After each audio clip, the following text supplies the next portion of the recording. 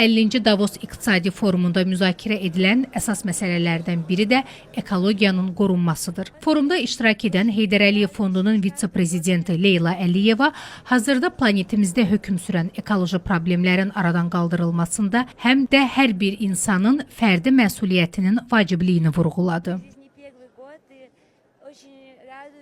Biz birinci il deyil ki, buradayıq. İlbəil forumda planetə ekologiyaya aid məsələlərə daha çox diqqət ayrılması məni sevindirir. Təbiətin, heyvanların tez-tez şəkilləri çəkilərək yayımlanır. Əvvəllər bəlkə də o canlı aləm insanlar üçün o qədər də vacib deyildi və bu məsələyə ciddi yanaşılmırdı. Amma artıq insanlar anlayır ki, canlı aləmin, təbiətin qorunması bu hər bir insan üçün birinci və vacib məsələlərdəndir. Biz yaşadığımız planeti qorumalıyıq. Çünki hazırki dövrdə buna bənzər yaşayış olunacaq planet yoxdur. Hesab edirəm ki, hər bir insan ilk növbədə işə özündən başlamalıdır. Hər kəs nəsə etsə onda problem də olmayacaq. İnsanlar təbiəti qorumağın vacibliyini anlamalıdırlar. Düşünürəm ki, bunu bilmək üçün ən yaxşı vasitə təbiətdə daha çox vaxt keçirməkdir. Ağacların, yaşıllıqların, heyvanların məhv olması barədə düşünmək çox ağrılıdır.